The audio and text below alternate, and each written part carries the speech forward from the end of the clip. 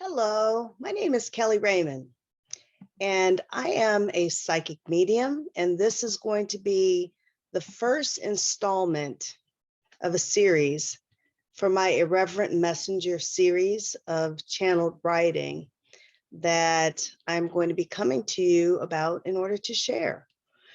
And so why is that? Why am I coming on this platform, right? Well, it's kind of a loaded question. So we're going to see how this shit goes because this is not necessarily scripted. I've been doing this work for 7 years now. I've been guided to do this to present my work that I've been working on for these past 7 years online. So I trust that I'm going to be guided to deliver the message in the way that it's meant to be delivered. As I mentioned, I'm a psychic medium, and part of what my gifts are is that of being a channel. So I am a self-taught psychic medium, and I didn't have a teacher to really teach me how to unearth my gifts. I worked for a while with someone, but really it was up to me to sort of feel my way through the process and unearthing what my intuitive gifts are. It's my belief that we all have them. It's our God connection. And let me just say that as I go through this series, this book that I am coming to you to share the message about, it is that of a spiritual nature, but make no mistake, I am not a religious bitch, okay? That's not my gig. In fact, my book is called The Irreverent Messenger, 7 Universal Truths. Again, it is channeled writing from what I have come to understand as they reference themselves as the council from the Yeshua energy. Now, those of you who have who are on their spiritual journey, you may have some familiarity with Abraham Hicks or the writings of Paul Selig, or possibly even Neil Donald Walsh. Abraham Hicks is the message of Abraham Hicks. It comes through Esther Hicks, which is, she's a channel. She channels the collective consciousness known as Abraham. And they come through her and speak a lot about the laws of attraction. Now, just like there are physical laws, there are laws of nature, there are also spiritual laws. Just like we have, an understanding of gravity. It's a law of nature, right? Whether we want it to be or not, whether we understand it to be or not, whether we want it or know of it or what have you, it just is, it's law. Well, there are spiritual laws too, just like there are physical laws. And a lot of what the book is that that I've written covers a lot of that, but Abraham Hicks certainly covers one of which law is law of attraction. And they have a rather large following, and it's all channeled information. And she both gives workshops teaching this, in which she channels the collective consciousness known as Abraham, as well as has written a plethora of books. Now, also, some of you may be aware of or not, but if you're not, I encourage you to look them up. They're great writings, spiritual writings.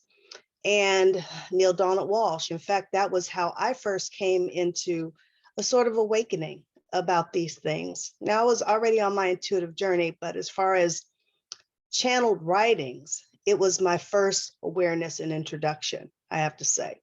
And oddly enough, my sister gave me the book probably 5 years before I actually ended up reading it. When she gave it to me, I think I got to page 7 or 14. And I just put it back on the shelf because it didn't connect with me.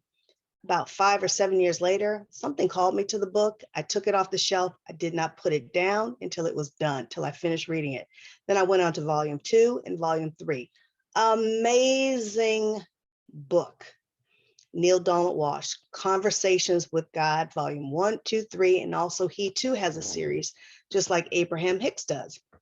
Some of you may be familiar with Paul Selig, who wrote I Am the Word, and a series of books that follows that, which channels the spiritual entities, which they refer to as the guides. Well, I too channel what's known as the council. I didn't always know that they were the council, though, and I will share with you that interesting story as we go. But my book of channeled writings is called The Irreverent Messenger, 7 Universal Truths. I can tell you I am, as I was saying, I'm not a religious girl, I'm a spiritual girl.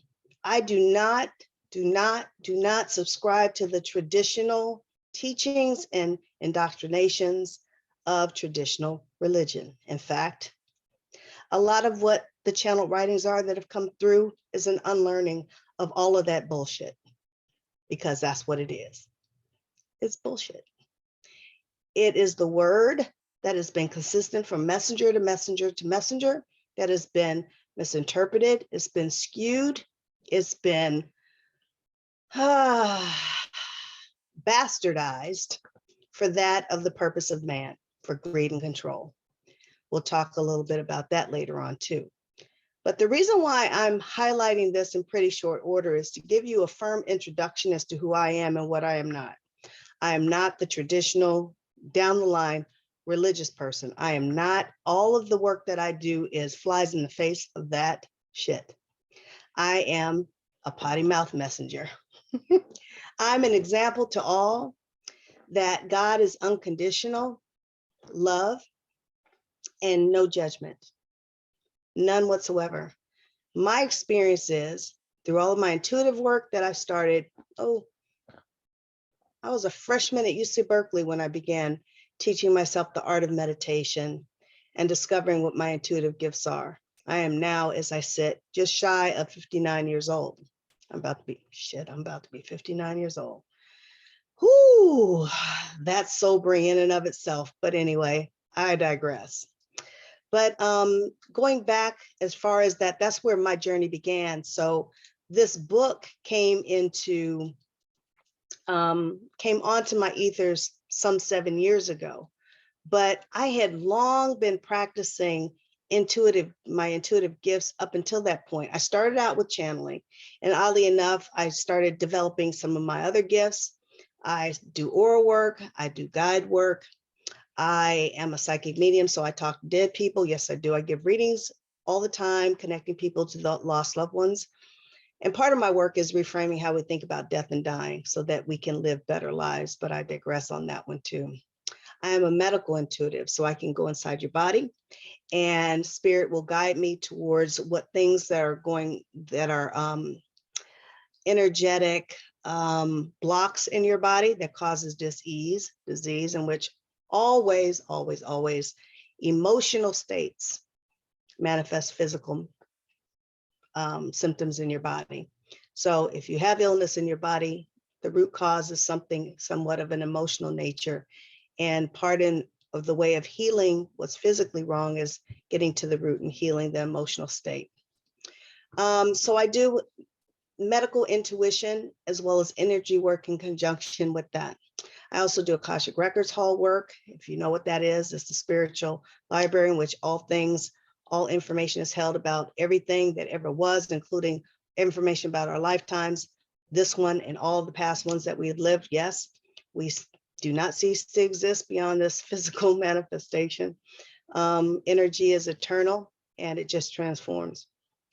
And I also do, what else do I do? Channel. I can actually allow spirit to sit in me as well as write what their words are. They can sit through and speak through me. And just for the fun, in the past 3 years or so, I've also incorporated tarot cards because they're fun, but I don't need anything in order to do a reading for someone. So again, going back to the book, I felt like I had a book in me. Now, I've been an intuitive for 20 something years. And then when I decided that I needed to transition out of corporate America, it didn't sit well in my spirit. Every aspect of the 20 years that I was there, I knew that I didn't belong there. And as a footnote, spirit will always make you uncomfortable in order to move you, nudge you onto your life mission path. your authentic soul path. That's exactly what happened by making me uncomfortable. And I decided that I wanted to do something different in life that's more authentic. I was going to go and get my PharmD. My friends did an intervention on me and said, "What the fuck are you doing, Keli? You will shoot everybody up in that, in that little bitty ass room. Your personality's too big." I say that in a joking way. I'm never going to shoot up anything. So don't get your panties all twisted in a bunch. But friends did an intervention, so you've been doing this spiritual work all your life. Go and do your intuitive work. What are you doing? You know? So it gave me pause. I started thinking about it. So then I decided, maybe I need to legitimize my intuitive work. I still gave a shit about what people thought about me, long since, don't anymore. And so I decided to look into hypnotherapy training as a natural adjunct in order to legitimize my intuitive work. Again, when you decide to get on your path, your soul path, Spirit will have a way of moving in and showing you a direction that you couldn't even fathom for yourself or imagine for yourself, that's going to take you into areas that you didn't even know you needed. Well, suffice it to say, in my training, because I was crazy as batshit long ago, I used to struggle with paralyzing anxiety and depression. In my training of hypnotherapy, one past life regression process in my training, it went away. It went away. Now, sometimes, let me just say, situationally, life can get the best of me. And sometimes I've got to, I might see that trying to rear its head, but easily able to maintain it and have it shove its head back down again. Life always challenges you in that way, but I don't at all struggle with it as I used to. Showed me something that I did not understand and know, that there was profound healing in this modality of hypnotherapy, especially with past life regression. And so then I knew it was going to become a specialty in my practice. And what do you know? What do you know? It was the perfect technique that dovetails exactly what I love best, hypnotherapy and spirituality, because it is a spiritual process. So I experienced my own healing as a way of validating the work that I was meant to do into the world. And so off I went after my training, started my private practice 13 years ago, and I was off to the races. Loved doing this healing work. Now, I will say that years ago, when I was a student at UC Berkeley, I was pre-med. Soon found out that I think I'm going to be a multi-substance abuser if I go in that direction, because I'm an empath. I take on people's pain too much, so that was not the way that I was meant to go. Didn't know that I was being groomed. I was being shown that, yes, you really do want to be a healer. I just wasn't meant to be one in a traditional sense.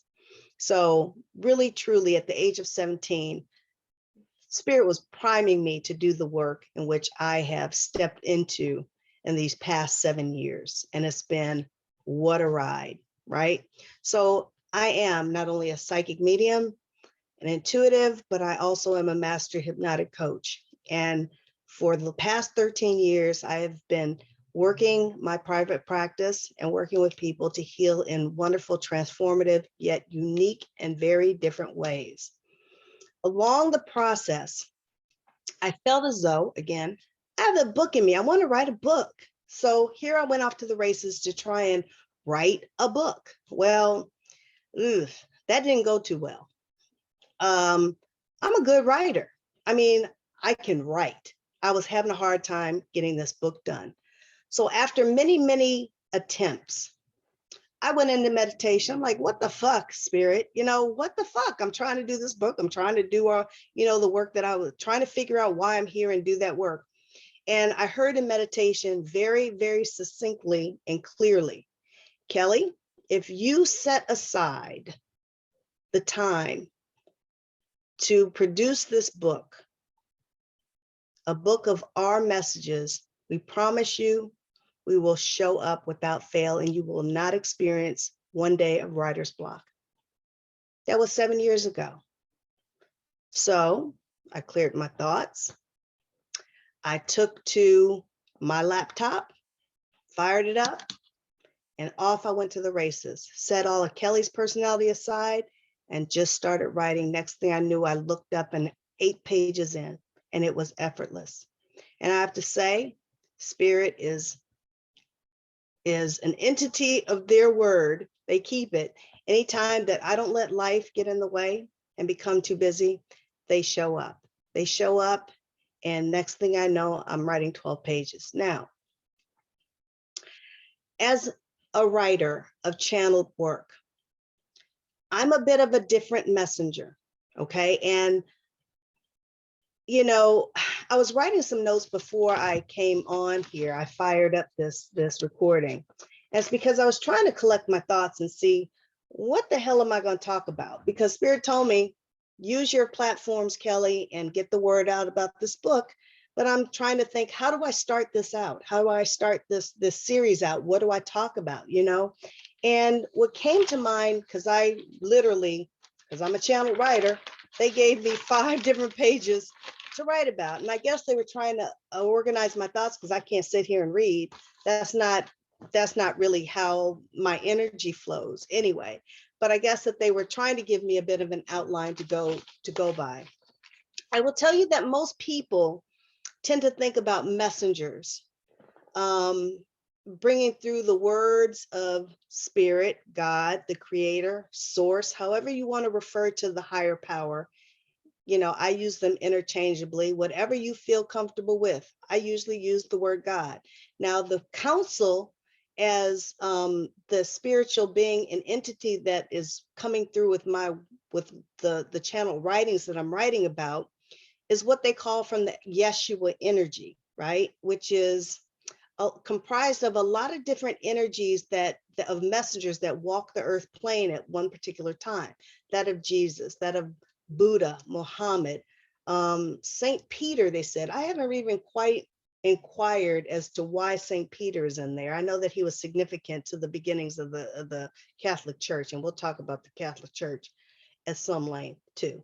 And also the Mary energies, which is comprised of Mary, Jesus's mother, as well as Jesus as Mary Magdalene. And we'll talk a little bit about Mary Magdalene. Also, why that is because why the female energies are a part of the Yeshua energy, because they have said to me that part of righting the ship of humanity and elevating the sense of humanity in the world, which is what all the purpose of these writings have been, as well as all of the messages that have come through, that of Jesus, that of Buddha, that of Muhammad, all of the messengers. It's all been basically the same message. It's just interpreted in different ways. I don't care what anybody says. It's the same message interpreted in different ways. Problem is that the message has been skewed because everybody wants to get their hand in the pie and use it and let humanness come into the picture and want to benefit from it, right? Instead of just putting the pure message out there. We'll talk a little bit about that in this series too, but I don't want to get too much off topic. But the message is all the same from all the messengers, and a lot of the messengers that have walked the earth plane comprise of the council, which is, I believe, nine spiritual entities that's collectively bringing through this message that presents themselves as the council and the messenger for my book. I hope that makes sense. And I'm going to talk a little bit at some point too about how I became introduced to the council, because believe it or not, maybe I'm just a dumb shit, but it wasn't until almost 2 years ago that I realized that it's the council that's bringing through the message of the book that I've been writing for 5 years before that. Interesting, but I just want to say, you know, as a foundation, that's who is bringing through the message of the book. And I started this out by saying that I'm a little bit of a different messenger than those who have come before, and those even who are now in present, i.e., because messengers, Abraham Hicks is a messenger. Paul Selig is a messenger. Neil Donald Walsh, very much a messenger. all doing the same thing, bringing through this message that Spirit wants us to know to help elevate the levels of humanity so that we can not live life currently as tough as we're living it. I, too, am a messenger. And I say that unapologetically because a lot of people up until this point for these past 7 years kind of have given me the side eye, like, who do you think you are to say that you're a messenger of God, right? We've been taught through traditional religion that we are disconnected from source in one way or the other. That's the takeaway from a lot of traditional religion, their messaging, because we need priests, we need rabbis in order to facilitate our connection with source. That's kind of how religion is presented to us. It's also presented to us in ways with a lot of dogma, a lot of rules and regulations. You know, God requires us to be obedient, requires us to tithe, requires us to do X, Y, and Z in order to gain entrance into heaven. So how does that work? That in one sense, you're saying God's unconditional love and forgiveness, right? But then God is full of judgment.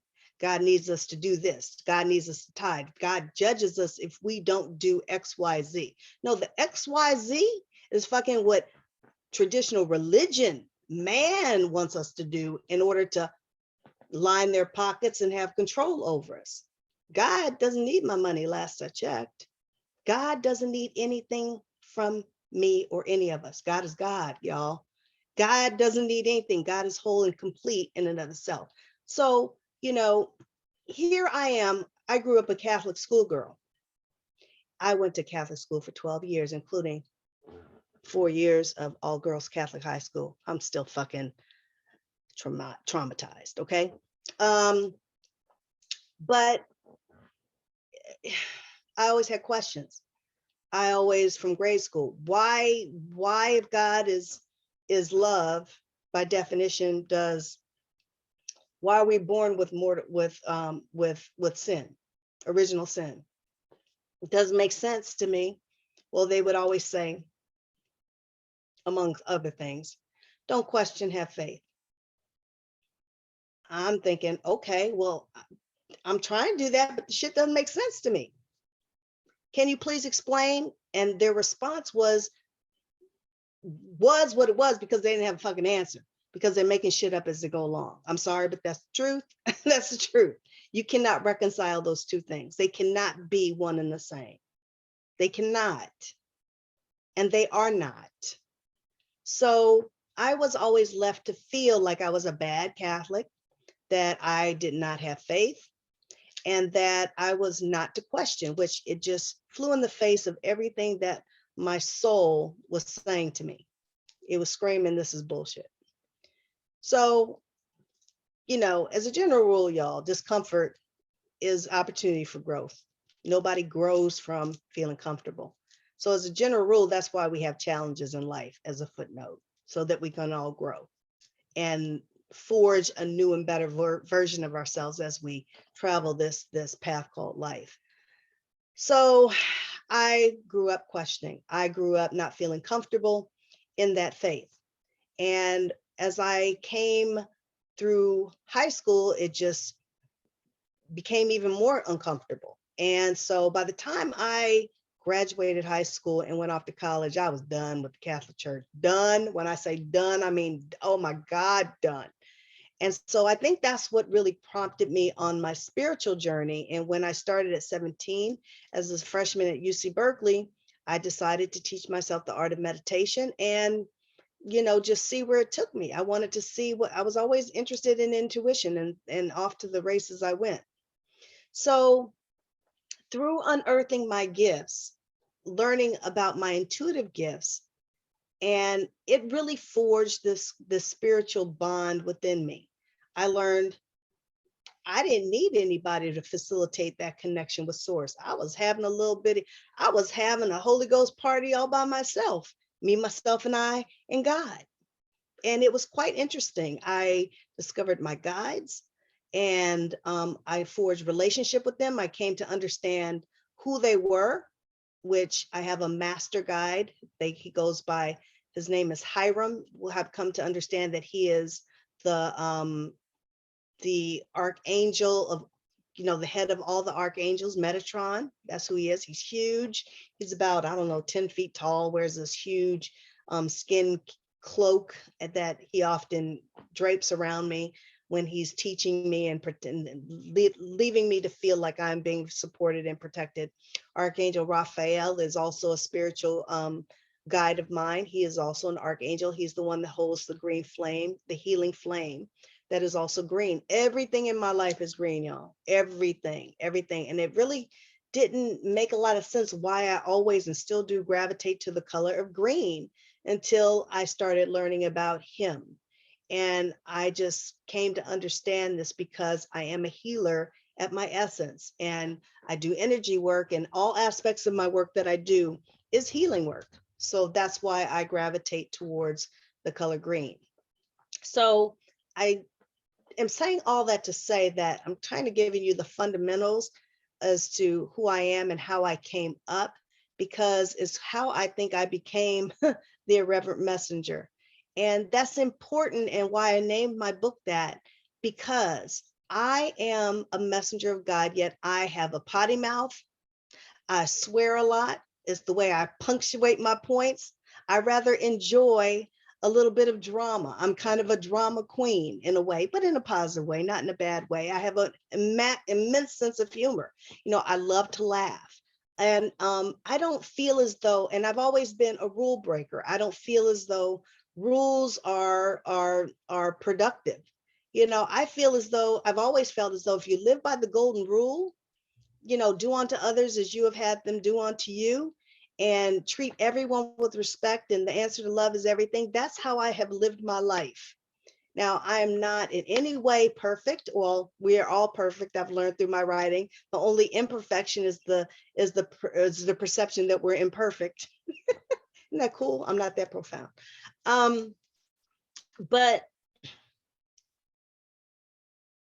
I think that it is a worthy exercise that Spirit is taking in using me as a messenger to show people a different way of looking at spirituality and connecting with spirituality. I, a potty mouth person, love curse words.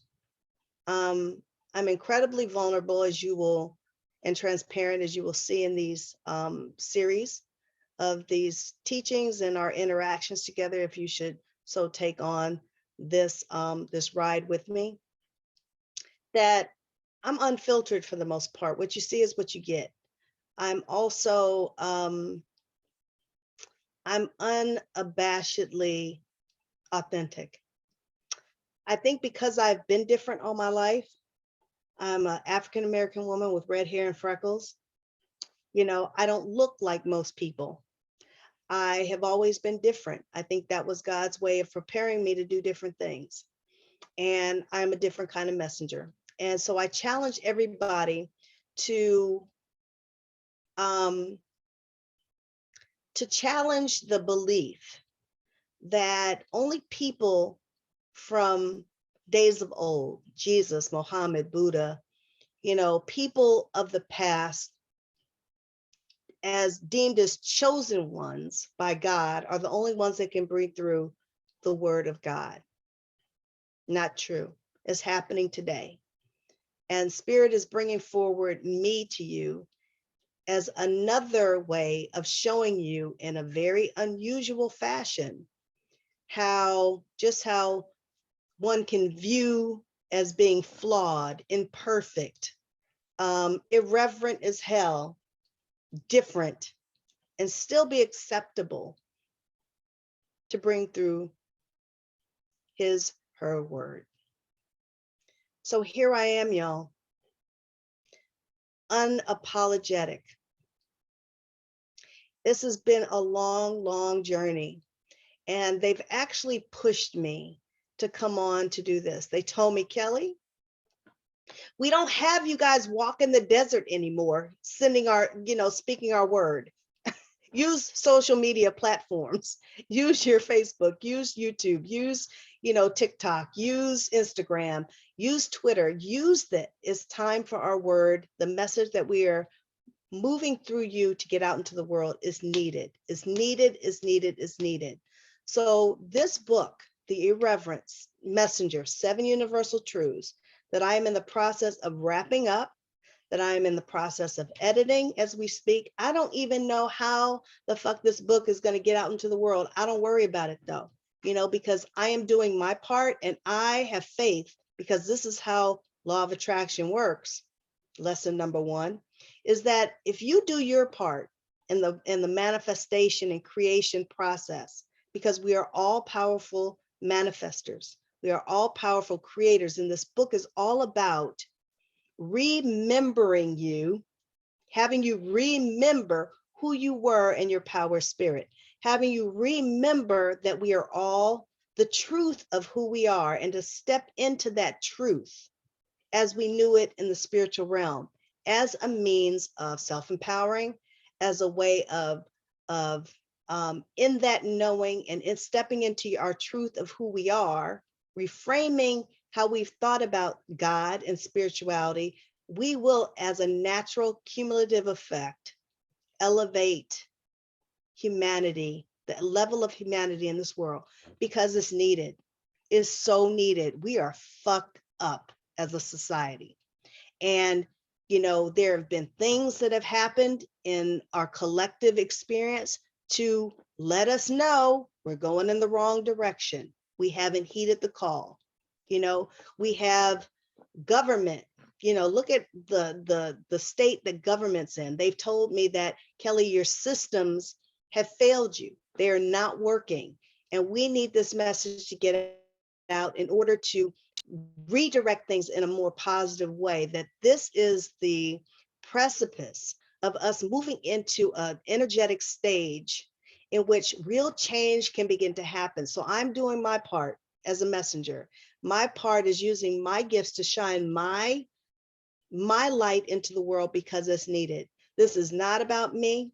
It's taken me a long time to learn how to sidestep my ego in many, many ways in order to do this work.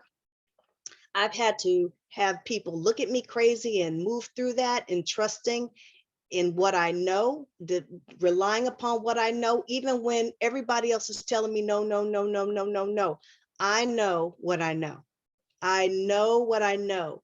And when this book comes out, and again, it's not about me, but a byproduct of this is going to be, people are going to be saying, that bitch really wasn't crazy. She wasn't crazy. Because this story, this message is going to resonate with so many people. And it's because it's meant to. People are looking for answers beyond this 3D experience, this human plane experience. They're looking to reconnect with what their soul purpose is. Why the fuck am I here? I did a whole retreat that was wonderful in Tahoe, gathering a bunch of folks that were looking to figure out what their life purpose is. That's the work that I've done. So that's part of my work here. And I think that a lot of these teachings through this book will help set people on the course to understand that better, and set them on their path to discovering what their true soul purpose is. Because we came here to figure it out. We came here to figure it out. And we're part of the reason why we've gone off the rails as a society is because we have learned we have been socialized into reaching outside of ourselves for happiness. If I get that house, I'm going to be happy. Or if I get that car, I'm going to be happy. A bigger TV will make me happy. If my kids get to this certain stage, I'll be happy. No, happiness is where you are. It's a choice. Joy is a choice. And the truth of the matter is that we came here equipped with everything that we need to be joyful, happy, fulfilled, purposeful, and, abundant. Let me not forget that too. So I come to you today to begin to give you an introduction to these writings from this Irreverent Messenger. And hopefully in my sharing myself with you, because I'm part of this message, in sharing who I am with you, being authentic, allowing myself to be vulnerable, and you connect with the messaging that comes here, you will understand. You will begin to understand that we are all special. We are all God in human form. If I, as imperfect as I am, can bring through this message of source energy, what can you do in your life?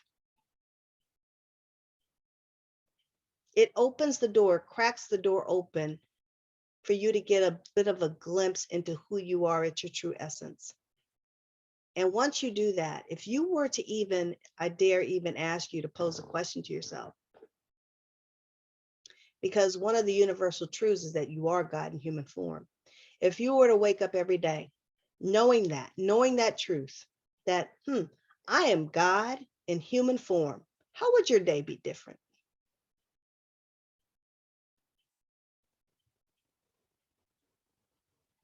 Very different, I venture to say. Very, very different. You would operate and navigate and move in this world far differently. So, 7 Universal Truths aims to introduce you and to help you to remember with who you are at a soul level, so that you can learn that you truly are the architect of your life experience. No one else. You are co-creating this experience with God. And whatever you desire, God agrees to, is your birthright. A lot of this is an unlearning, to unlearn the limitations that have been placed upon you in your belief systems. It's the unlearning that you are not deserving of everything that you desire. The fact that you have the desires meant that it's already agreed to by source energy. The manifestation of it comes from you learning the laws of spirituality. And basically, it's learning how to get the hell out of your own way. And where I said the unlearning is learning how to remove resistance out of the path of that manifestation, moving into your 3D experience from the 5D, 5D being the spiritual realm. Everything is energy, you guys, everything. Spirit operates at a vibration that's up here, right? Not hard to understand or believe. Spirit is vibrating high. Everything is energy. We tend to, at our human level, vibrate low. We're full of looking at the glass being half empty, all looking at what it is that we don't have, worrying about this, fearing about what may never happen, regretting what, and feeling sad about what's happened in the past we can't affect the change of. Keeps us is very dense in this, in our earth plane. So through the art of meditation, which is a stillness and quieting of the mind, you are able to begin to elevate your vibration. And as you practice that, and as you learn the benefits of harnessing your focus and front loading them with positivity, and it's a practice, something to learn how to sidestep that goddamn ego, you begin to elevate to that of the spiritual realm. And then that's when you elevate it, your vibration to the spiritual realm, that's when all your desires begin to flow into your existence. You have to align. You learn to align. In fact, with my intuitive readings that I do, I now walk in a state of active meditation. So I used to turn it on and turn it off. Now it's always on. So I always have one ear in the spiritual realm, and they're always talking to me, always. It's almost like as if the spiritual realm is as real to me as my children are. I speak to them every day.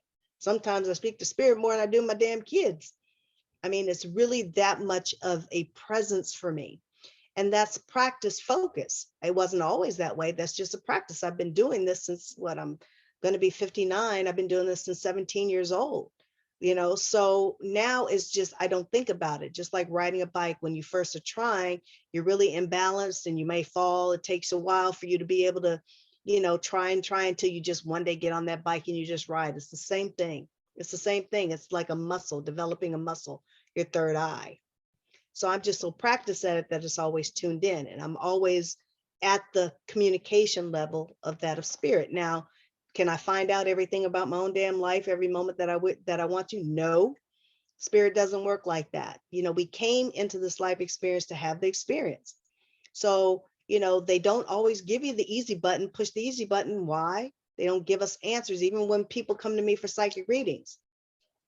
Sometimes a client will ask me a question, it's crickets.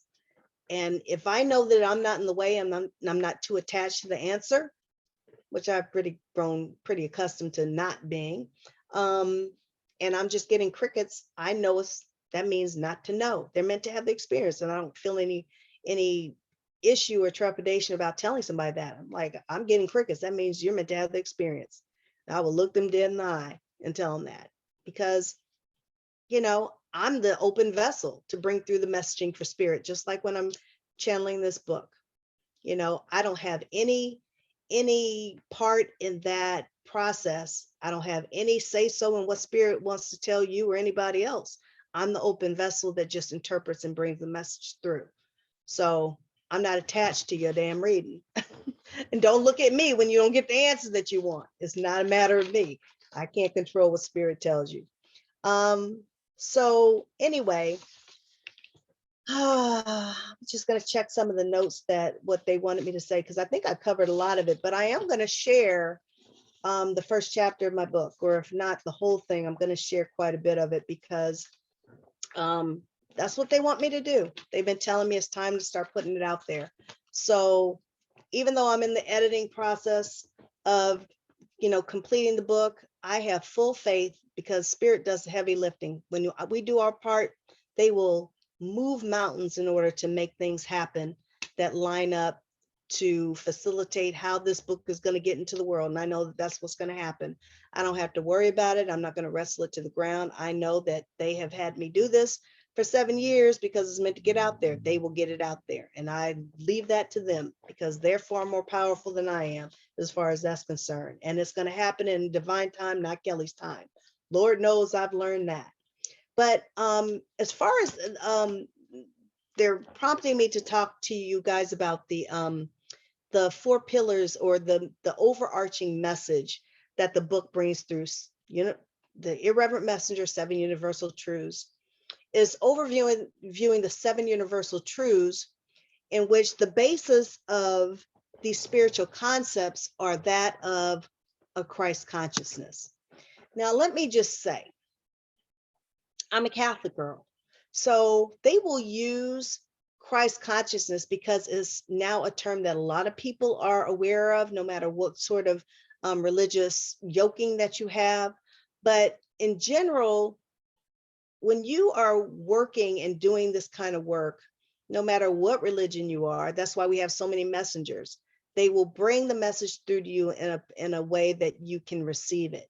Now, my background is that of Catholicism. God help me, right? I'm a Reformed Catholic now. I'm not a Catholic, practicing Catholic, but they do bring through this Christ consciousness as their fundamental, the foundation of the messages that's coming through in the universal truths that are being overviewed. And the Christ consciousness, as it's been explained to me, has 4 pillars. And again, this has been the basis of the message that's come through many different messengers, Jesus and all of them, okay? And when I state them, you're going to say, well, of course, but so much bullshit has been added on top of it that the message gets skewed and we get confused and we've gotten off course. So I just want to start by overviewing the 4 pillars of Christ consciousness as it has come to be explained to me. The first one is that love is the answer to all things. Love is the answer to all things. We came here to love one another, take care of one another, and the animals. Now, this was being brought to me in a past life regression, in which I knew one day I was going to come across someone who walked during the time of Jesus. And this is the format that the Christ consciousness was brought to me in, because as I was speaking to Joseph, who was a follower of Jesus, an apostle in that past life regression, he was overviewing Jesus's message, that of the Christ consciousness. So real time, as I was speaking to this Joseph, apostle of Jesus, who actually was a scribe. So any of you who have seen some of my Jesus Chronicles that's overviewed on TikTok, this is a little bit of a rehash, but it's all together. And so you will find that I will reference that on occasion too. As well as in this series, I'm going to bring through some of the channeled past life regressions that we did early with Joseph about 2 years ago, plus how that has morphed and changed, and how it's evolved into me coming to meet the council and coming to understand that they were the ones who have been channeling the messages through my book. It's been quite a journey. But so Jesus's message was the first pillar, that we're here to love one another, and we're here to take care of one another and the animals. First one, do unto others as you would have them do unto you, right? Kind of that same thing, the golden rule. But it goes deeper than that. We came into this lifetime experience in order to know that, remember with that, and to become love personified in our life human experience. Now, let me just say, that's tough. That's a tough undertaking for this human experience. You know, Earth plane is like the grad school for spiritual development. This is some fuckery here. And it takes quite a bit of commitment to an undoing of what we've learned and collectively come to as a whole, as a society, and turning things around. So that was the first Christ consciousness pillar, right? The second one, and this is the big one, that we did not come here to toil for the king and make him rich. We're still fucking toiling for the king and making him rich, okay? In fact, we have got stuff so turned upside down, and this came through in some of the writings too. They really highlighted the point, the council highlighted the point, just how much joy do you guys experience in your life? You got it so turned around. You give so much more energy to your work than you do your own family, and experiencing joy in your life. And it's true. So chew on this for a moment. Here we are. First of all, starting on Sunday, most of us regret and start, start coming in about the upcoming week, right? We dread the upcoming week of work. Can't say I do that anymore. For the past 13 years, when you are connected with doing your soul work, that's why it's, what time is it here? It's 8:30. I've been working since 7 a.m. this morning. Not even tired. Not even tired. It's because this is how I breathe.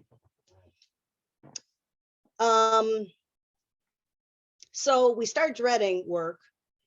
So we start living that dread even on Sunday. Work all day.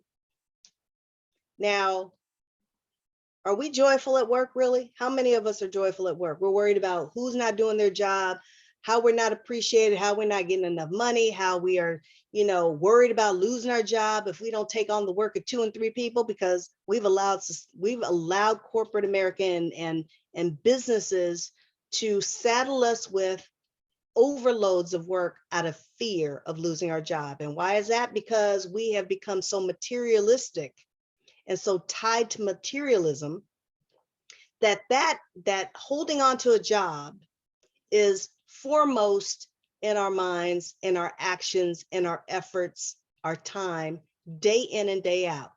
Because most people are one paycheck away from, being out on the street, not being able to make their mortgage or their rent, what have you. I won't even talk about this time of inflation, how much groceries are, even on top of how tight things have been, especially post-pandemic. And we'll talk about the pandemic too, because that was all for a reason. That was a wake-up call, which we didn't heed. So they'll queue up more until we really get it. But back to the work scenario. So we are inundated with work and the stressors of work and anxiety. So many of us are on medication for anxiety, depression. Is because we have come to tolerate the discomfort of negative emotions and living in fear and anxiety. Not how we're meant to live this life.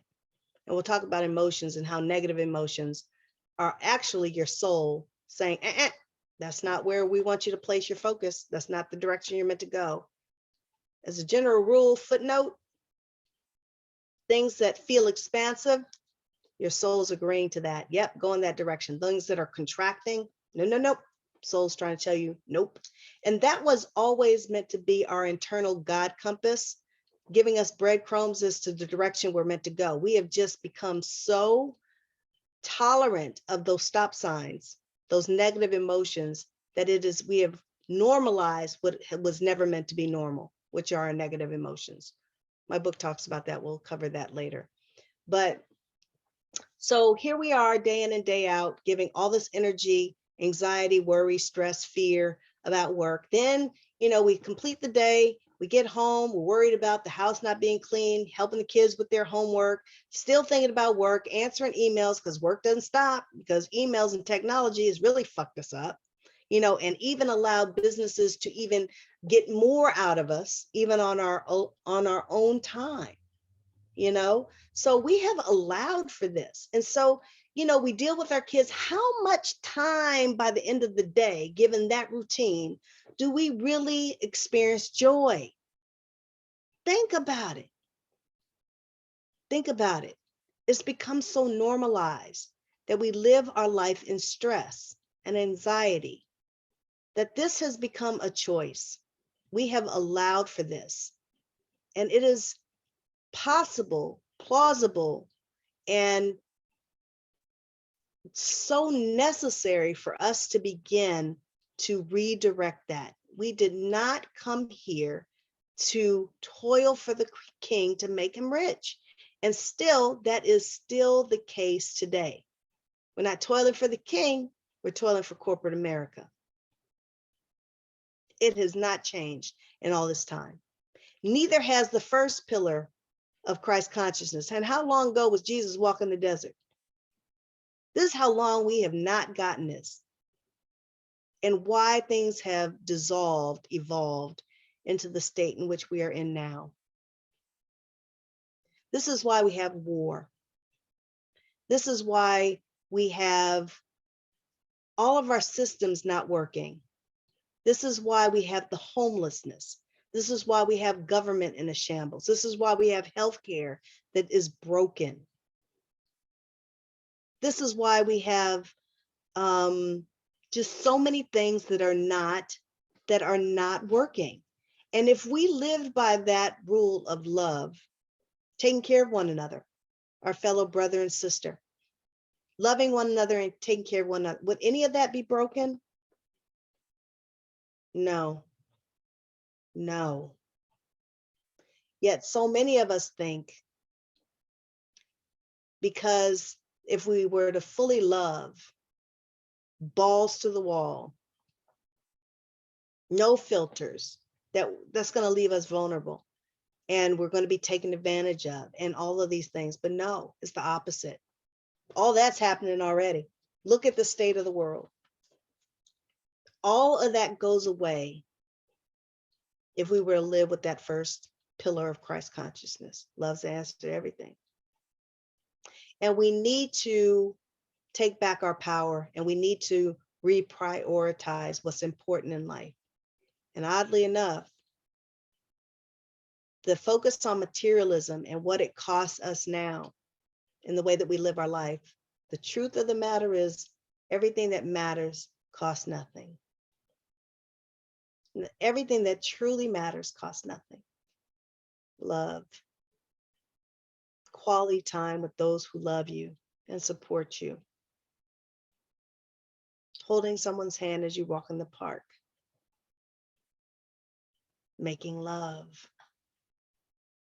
Unless you're hiring hoes, then that's going to cost you a lot. But no, but And I don't judge you. Do you, boo? But you know what I mean, right? And I talk about sex in the book too. There is no judgment on sex. None. In fact, God says, why? I want you to have more sex. It's the closest thing that you can experience to God in your human form is the human orgasm. Why would I want you to limit that? Especially women. They've brought through that. They really are, their hope and wish for women is to get over our body dysmorphia and hangups, to embrace the beauty of our body so that we can truly enjoy that experience more fully. How many of us are worrying about the angle of our ass when we're making love? You know, I mean, it takes something a little bit away from it, right? It's not what they want for us. They want us to be fully immersed in that connection, that immersion, that transcendent experience that you can have being connected to the person that you're with, that you really love and are connected to. That is the closest thing that we can experience as God in this human experience. So y'all go fuck. And don't worry about how big your ass is while you're doing it. The only judgment, because remember, God doesn't have any judgment. They don't judge who you have sex with. They don't judge if you're, two men are making love. They say, how can we take issue with how someone truly chooses to love another? The Christ consciousness pillar, first pillar, is to love one another and take care of one another. There's no judgment from God as far as gay love. Y'all need to get over it. Now they do say that there is no judgment from the eyes of God. And remember, God looks at us as toddlers trying to learn how to walk. And we spend a whole lifetime falling on our ass trying to walk in this lifetime, okay? And they expect that we're going to fall. There's no judgment. We came here to learn. So we are all really failing forward. So there's grace in that. And they encourage us to have grace for ourselves in that experience. Now if there's anything close to any sort of judgment to be had in our lifetime, is whether our actions are in alignment or out of alignment as to who we are growing ourselves to be. Right? So there is no judgment in sex and who you have sex with. However, if you are lying to somebody and they don't have full disclosure, for example, if you are having sex with 14 other people and they think that you are having sex, you are in a monogamous relationship, well, is that really who you are? Is that really congruent with who you are wanting to be as a person? That's an opportunity to do better. But there is no judgment. There is just a determination in order for your own growth and ascension, whether your actions day in and day out are consistent or inconsistent with who you are growing yourself into being. That's it. That's it. So my hope for all of you guys is to have more sex in your life. Experience God. Oh, God! Y'all will think twice next time you say that while you're having sex, huh? Okay, so anyway, third pillar of Christ consciousness. Did y'all think that I'd ever be using the word fucking and hoes and stuff when I'm talking about Christ consciousness? This is a new day. New day. There's no judgment, okay? No judgment. So third pillar of Christ consciousness is, this is a big one, buckle in, that we are all different but equal. Let me repeat that. We are all unique and different, yet we are all equal. So how would that help to mend race relations in our world if we all took that on as a belief system fundamentally? Will we have George Floyd's with a knee on their neck? Will we have Breonna Taylor? Will we have so many things? Will we have an Adnan Syed? Absolutely not. Incarcerated for the past 23 years and just let out of prison. Will we have, Ron Settles? Will we have Emmett Till? Will we have, the list goes on and on and on and on and on? No, we would not, because we would all see one another's value.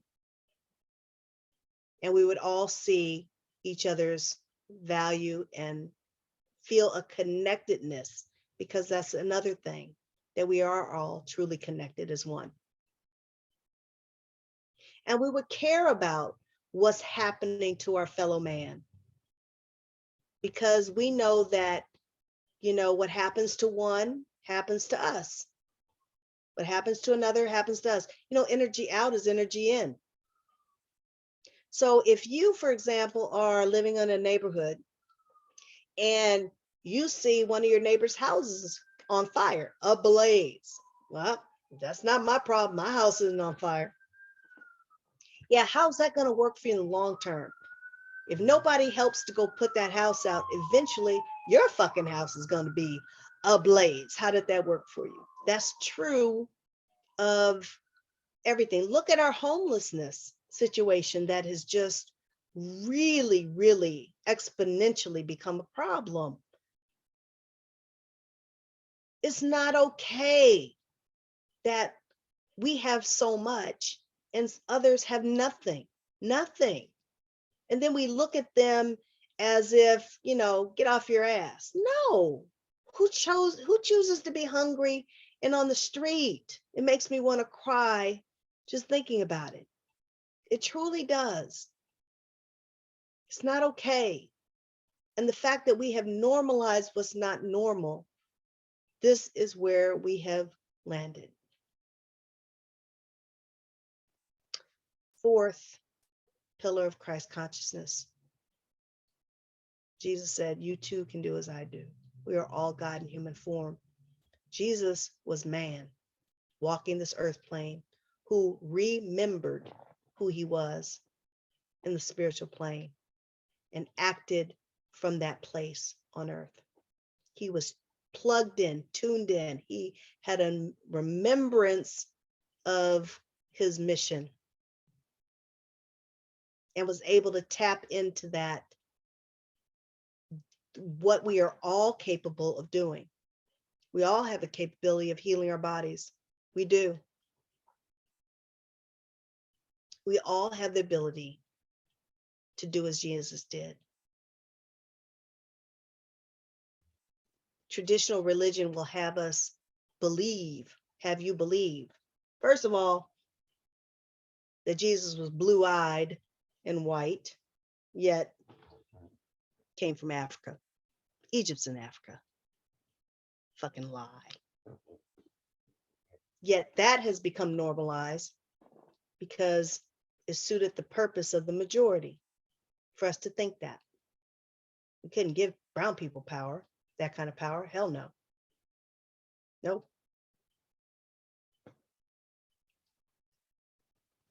Let's just start there. Fundamental lie. Lie.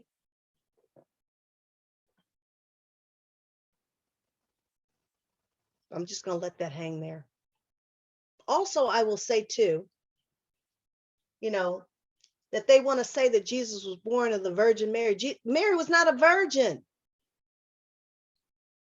And Jesus had siblings. I believe 7. 2 girls, 5 boys. Yep.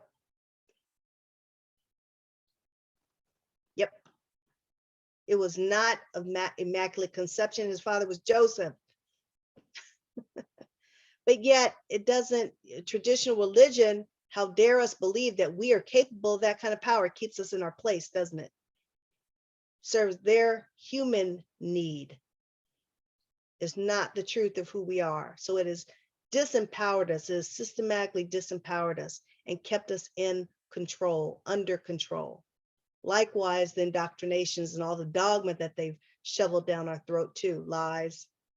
Again, God doesn't need anything. God's whole and complete. It's bullshit. Also, and I'll show you some video of this as well along this series.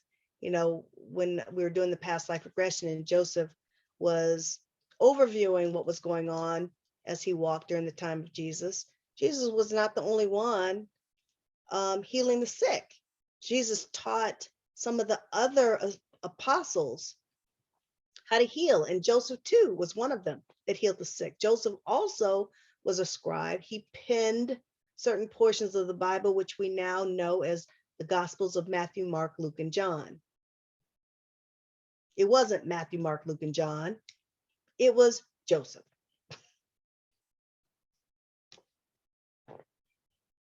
We'll explain why that was. Also, there were not 12 apostles. There were not. There were more like 200 at any one given time. And most of them were married couples. There was as many women apostles as there were males. The disempowerment of women started back then in changing the truth about the Bible, what was written for the Bible. And it was for the purpose of disempowering women. I mean, look at the Catholic Church now. Do you see any female priests? Consistent, right? We grow humans on our body. We are not the inferior sex. Fuck you. In fact, it's our power that threatens a lot of men. Hence, our disempowerment. Look at what's happened with the reversal of Roe v. Wade. Yeah, again, fuck you. In fact, I'm even going to go as far as to say, you know, even during the time of Jesus,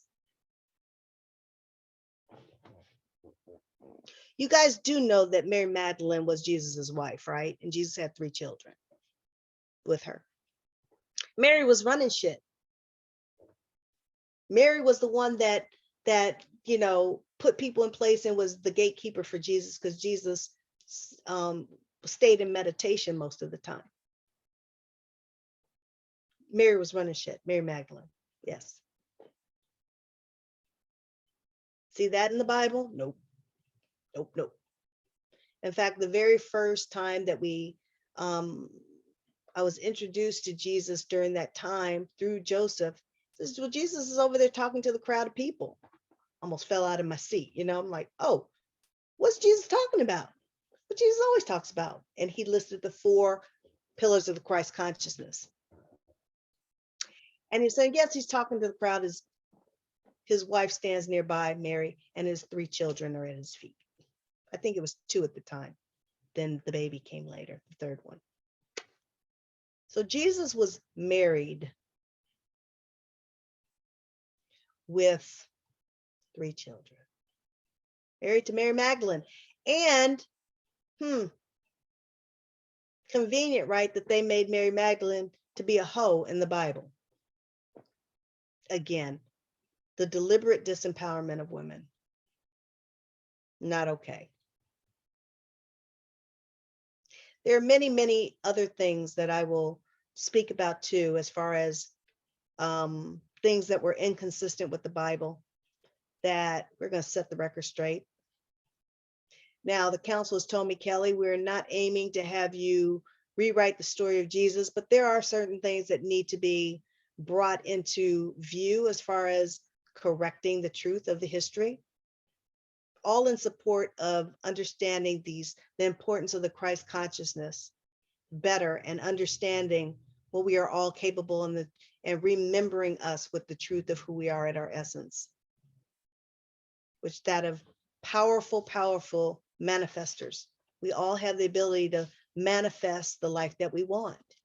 We have so become accustomed to acquiescing our power from how we're socialized, that we have worked ourselves into a really bad way in this life.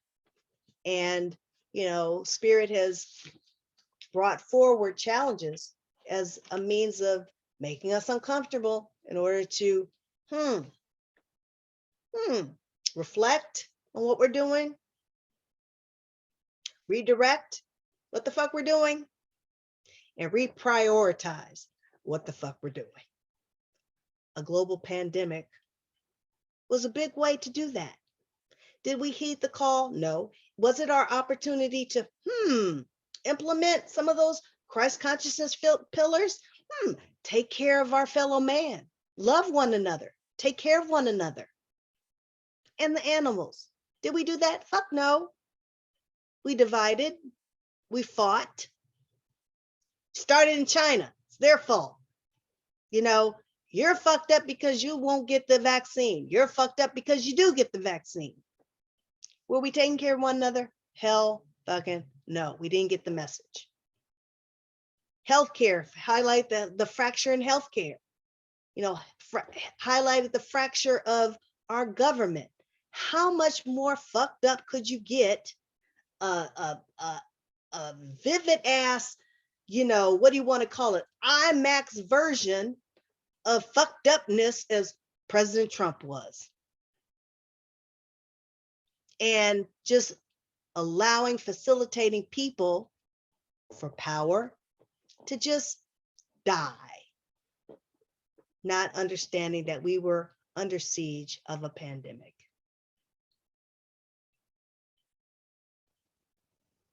Let me just also say too, not everybody has a soul. And he's one of them. This was a very, very difficult thing for me to wrap my head around. And we're going to talk a bit about this too. Not everything is from God. Not everything returns to God. I used to think that it did, and I used to say, well, everything's made from God.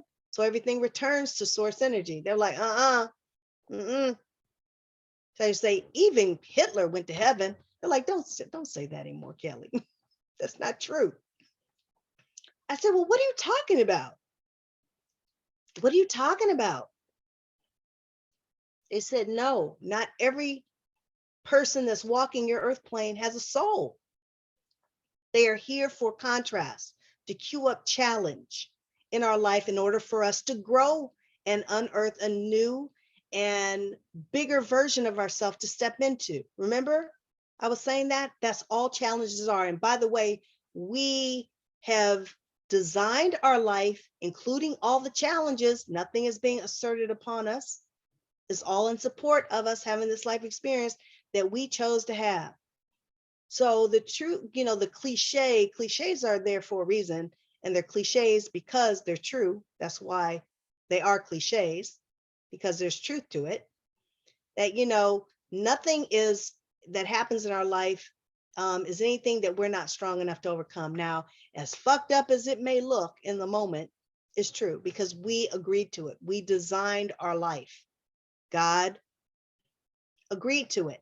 Now, sometimes, and I've had a sense of this because I have, through past life experience and through, my work in the spiritual plane, I have a very keen sense that the council was telling me, Keli, you taking on too much. And I'm like, I got it. Yeah. People like me who are messengers and healers, we tend to go through a lot. We take on a lot because it grows our compassion in order to hold space, in order for other people to heal. It takes you to have that compassion in order to learn to hold space for people. So we tend to go through a lot. Well, that's true of me too. And I've even had people say, Keli, the last 7 years of your life have been horrible. How are you still standing? Because I trust is all for a reason. And that's true. Now, am I always graceful through it? No, I'm human. And I'm on this journey just like all of you are. Have I had my fuck you moments with God? Absolutely. I've sat in that chair more than a few times, yelling, screaming in my office here. Fuck you, fuck you, fuck you, council, fuck you. This is bullshit. I want to cut this fucking contract. It's too much. Fuck you. And even when I'm doing my writing, I'm writing fuck you, and so I will write my part doing all my fuck yous, and then I will take a breath, and then they'll come back in. They're like, now are you done? Now, Keli, and they'll keep on going. They'll tell me, they'll bring me back into alignment. It's not in Keli's time, it's in divine timing. You need to just trust. You need to trust in what you've written here. They've even in channel sessions, they're like, read your book. It's quite good what you've written. It's like, fuck you. I say this to them. They just kind of like, whatever, because they know I'm going through it. I'm human. They don't judge me. And hence the reason why I am your messenger for those who are ready to hear this message from me. I know I'm not for everybody. I'm not. And they're going to be people that come at me, both barrels blazing, fuck you, bring it on, because I'm the one. I have no fucks left to give. I know what I know. I've been doing this enough time. We're fucked up in society. This is not just about me. I am doing this. I have a rather, busy private practice. I have a whole lot of other shit I could be doing. This is part of, I know that, and I have shut down a lot of aspects of my life in order to just have, laser vision to get this done, because I've learned spirit is reminding me, Keli, you came here to do this book. You came here. This is the first of 8 books that you will be writing for us. Bitch, get this first one out, And I've been fighting, kicking, and screaming because I doubt. And then I go into my knowing and I doubt and I doubt. I ebb and flow, and it's hard. It's hard. It is hard, but it's not about me. And I know people are going to gun for me. How dare you think that you can do this? What about this message? You're saying, fuck you. You're no messenger of God. Fuck you. Fuck you and the bitch you wrote in on. What are you doing to turn things around? This is not about me. I won't always be here, but I have 2 children that I have birthed into this world, that I am hoping a better world for them and their children. And not just my own selfishness about my own kids, but the world. The world. Because they're everybody's kids coming up behind me. There's a better way to live, and the beginning of us turning things around is knowing our truth. And folks need to be shocked into the reality of that, because the kind, gentle approach hadn't worked. They're trying me out for size. So you're going to get a shock effect. This message comes to you in a shocking way. And it's because it will gain the attention of those people that are ready to hear this message. This message will resonate with you if it is meant for you. It's not meant for everybody. And if what is being brought through feels right in your spirit, that is your soul validating that it is your truth. And I am here for that experience. I'm here to plant those seeds. I am here to speak to those people. And I'm sure I will come into contact with those who are going to rail up, and that's fine. You're no match for Source. Bring it. Bring it. I'm just doing my job. I'm on my mission to come here to help raise the level of humanity. And if you have a problem with that, that's up to you and your energy that you're putting out. That will certainly come back to you. I'm protected.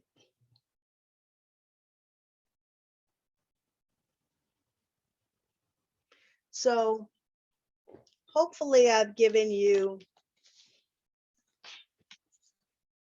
a good jumping off point to understand why I'm here, why I've come to you, why Spirit has chosen me to bring these messages through.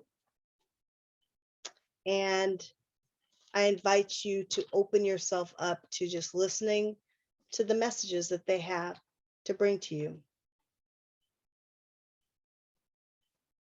And so with that, I think what I'll do is I will just read to you chapter 1 of the Irreverent Messenger, 7 Universal Truths, brought to you lovingly by the Council. So let me just pull it up here. And thank you for your patience. I'm going to have to put on my glasses so that I can read this wonderful stuff. Okay, here we go. Universal truth number 1, you are God in human form. So much of what has been taught, inferred, taken on by your life experience has diminished your spiritual knowing. Your truth, divine truth, is that you are all a reflection of the divine. Merely having a human experience is really that simple. The fact that so many of you are capable of such profound things is an indicator that you all have the ability to access, channel, and reflect the power of the divine, that of God, everyone without exception. Your life experience was designed by you and solely by you. You are an equal part of me expressed in your current life form, yet you've forgotten everything about your life and existence before entering into human experience. That was by design by you and for good reason. If you remembered the blissful nature of your home base, you would tap out, return home without experiencing all that you came to earth to experience. Therefore, it's by design that you have no memory of your life in the spiritual realm. And nothing is coincidence. You plan the body you inhabit, the family and friends that surround you in life, your ethnicity, your sex, your personality, life challenges, and the people that you even enter into love relationships with. You plan all of your circumstances, positive and negative. Your lifetime is an illusion that you've created that I have agreed to oversee, communicate with, and guide you through, all with the help of the many others in the spiritual plane.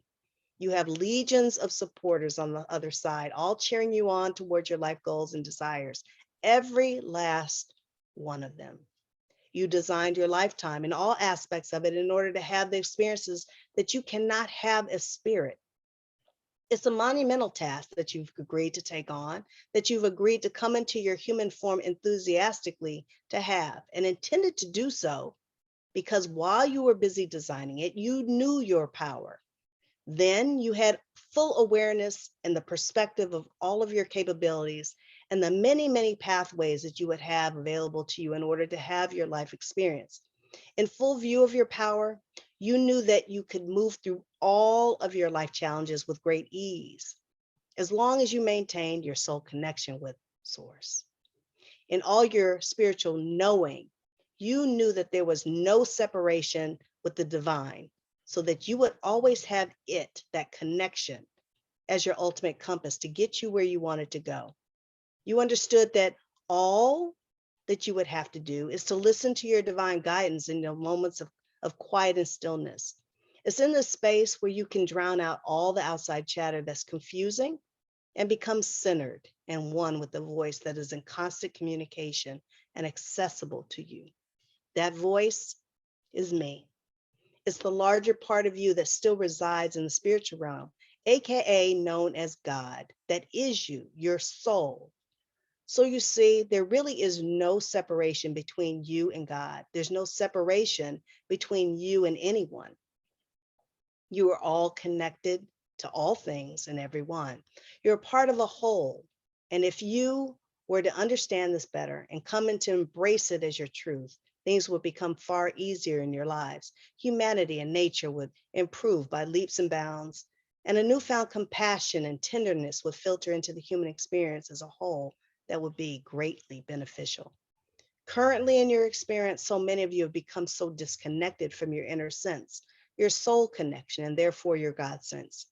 It's there to be accessed by you in all of those quiet and still moments. However, instead, many have allowed these challenges that you've experienced to define and control you in ways that were never intended. Also, technology, while it has its place, its benefits, and useful purposes, it's become an unhealthy distraction that further disconnects your internal communications that would be helpful to navigate you out of the very situations and challenges that you are wanting to overcome and move beyond. We are trying to communicate with you, yet our messages are being drowned out by television, smartphones, computers, and video games. These distractions are new age devices that have supplemented and even taken the place of older ones, such as alcohol, drugs, sex, unhealthy relationships, or other people used to distract you from problems that you would opt to avoid. Technology is currently the most problematic of them all because they're everywhere and on at all times. As a result, problem cycles tend to grow in length. They begin to grow longer in length because these distractions are so accessible. As these conditions persist, the universe poses larger events to transpire to gain your attention in order to communicate more clearly, in order for the communication to be facilitated. Such events as a global pandemic. You are God in human form is one of the many universal laws always at play. So whether you realize it or not, want it to be or not, it simply is. Therefore, since it's your truth and a universal law, know that God is always, always, always in constant communication with you. I am always working with you, in communion with you, to align things to happen in support of your desires. And that means all of them. You are having your life experience for the sole intention of manifesting all that you desire. That means any particular desire that you create, I agree that you're meant to receive it. There's no judgment on my part as to what you ask for. I simply grant the request because it's literally the very reason why you've chosen your journey and what you came into your lifetime to experience. Somewhere along the line, however, you've learned incorrectly about the perception of lack, where there truly is none. Lack of abundance regarding anything is a human construct, just like time. Time too is a human construct, which is a non-reality within the spiritual realm, but we're going to address that particular issue in a subsequent chapter. As it relates to the supply of anything, that was formulated by man, the limit of which I grant you whatever you want. All you need to do is elevate your energy to that of mind to receive it into your life experience, also known as the 3D experience, as we will refer to it as in this book. And the spiritual realm we will reference as the 5D experience. Simply put, all you desire in your human experience is divinely agreed to by me, because you are not only worthy of receiving and having it, but it's the entire purpose for you to come into your lifetime to have and receive it. Yet man, having forgotten his or her power, somehow deemed it a worthy exercise to espouse to others that there's a limited supply of resources and that you must somehow prove to me that you are worthy of my love, my grace, acceptance into the afterlife, where nothing further could be the truth. How can I deny you of your birthright, that of which you are inherently? It will require me to acknowledge you as being less than that of what you are at your essence, me. You are me and I am you. There is no separation. Therefore, there is nothing to deny you of. To deny you of anything is to deny myself. To judge you is to judge myself. And there's nothing in God to judge. God is everything. And therefore, so are you. There is nothing but perfection in everything. The only imperfection is your perception that it's not perfect. The only imperfection is your lens in which you view things in your moments of challenge and disconnection with your soul compass. It's why I provided you with emotions to let you know in short order when you are on or off track, in alignment or out of alignment with source's truths. Negative emotions always let you know that whatever you are giving focus to in those moments is in direct opposition to source's point of view on that very subject. I gave you this your emotions as your cliff notes or spark notes version to figuring things out as you move along your life journey. Your emotions are like breadcrumbs to lead you along the path of where you are trying to go. Positive emotions are divine yeses, and negative emotions are divine nos, as to the direction that you are meant to travel along your journey. Again, it's just that simple. But you all have become so accustomed to tolerating negative emotions, and that was never, ever, ever the intention. Emotions are meant to validate or redirect your focus and attention. It's taken some time and effort, focused effort, for you to evolve your way into the state, so much so that there's such a great need and reliance upon pharmaceutical drugs in order to temper that of which you have accepted as a normal or tolerated state of being. This is the main reason why so many of you are struggling along in your path. If you just got back to the basics of honoring your emotions, your feelings in the way that they were intended, you will grow by leaps and bounds in your levels of happiness and fulfillment in your lives. Just that one thing. Well, that, and two, you remembering who you truly are, that of who I am. You are God in human form. Wake up daily, reminding yourself of this truth and honor what your emotions are telling you. These are the makings and the beginnings of a wonderful life, opening to receiving all that you desire and joyfully traveling your life journey in wondrous anticipation of how the universe divinely works. It does the heavy lifting for you if you allow it, because that's how it works. Your job is to merely align with the energy of allowing and receiving, knowing that it's your birthright to have it all. You came here to play and manifest all of your desires. So play is the best way to activate your emotions, energy, vibration to receive them all. When you are playful, you are joyful and aligned with the divine to receive all that I have in store for you. And believe me, is far more than what you can imagine for yourself. It too was part of why you came into your lifetime to experience, to discover the wondrousness of what all is available to you if you align with the divine. So play and receive, play and be joyful, play and appreciate the oneness and miracles that happen all around you, that you're not allowing yourself to be cognizant of. Distractions, they rob you of seeing literal miracles. Living in your present moments in joyful anticipation, appreciation of the many, many miracles that await your attention to them, that's what's in store for you. You all have the ability to appreciate the oneness of all that there is. Your now moments are your power place, your moments of creation. Every moment of every day, you are deciding what you are creating. And you are creating whether you are aware of it or not. So be mindful of what you are placing your focus upon. You are creating what you think about most predominantly. You are all powerful, powerful creators, is why you are there to create. You create all aspects of your life. So be the deliberate creator that you are meant to be, and not the regurgitator of the past experiences that you've had. Regurgitating your past ensures it to be your future. So what will you choose to create on this day, now knowing your truth? Will you choose to be the creator that you came here to be, or the regurgitator of that of which no longer serves you? The choice is yours, always.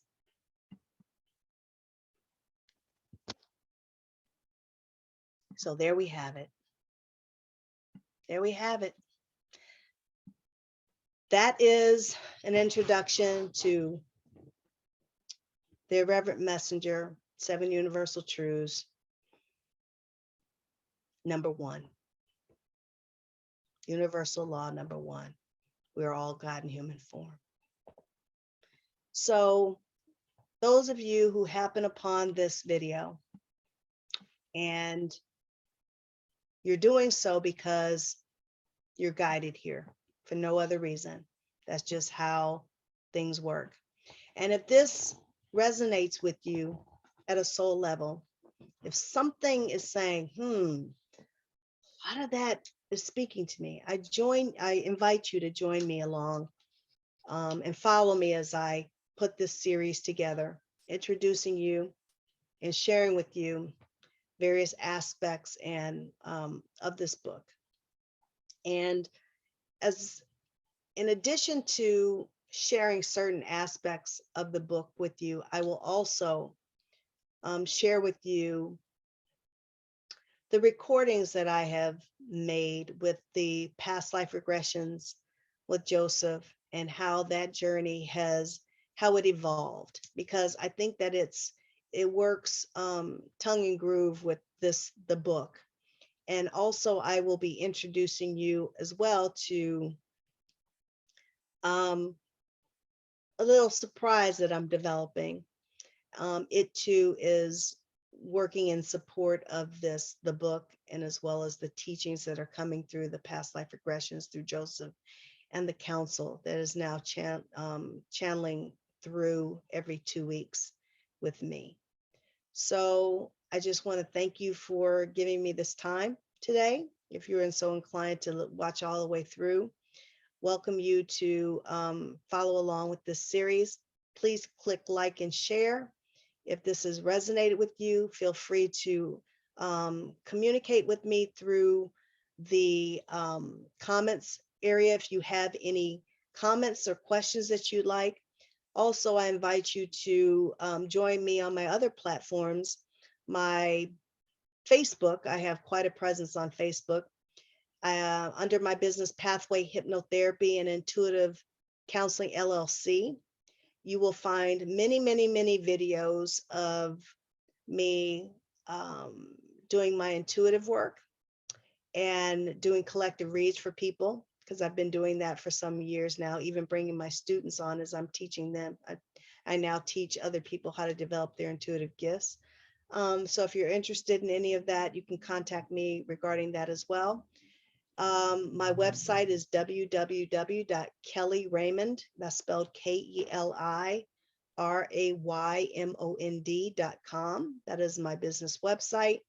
Also, I have an Irreverent Messenger 7 Universal Truths page on Facebook as well. You can contact me there as well and ask any questions that you might have, or just even post a response as to how this video and this series as it moves along, how, if at all, it resonates with you and whatever you'd like to share.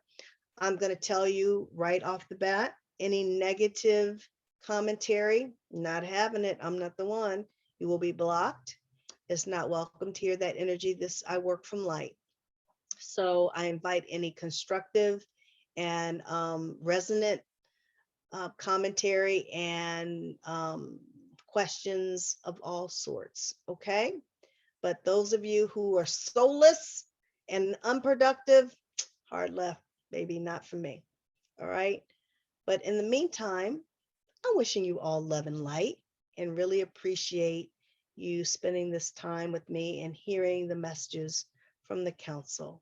So this is Keli Raymond, the Irreverent Messenger, 7 Universal Truths, signing off for now until next time in the next installment.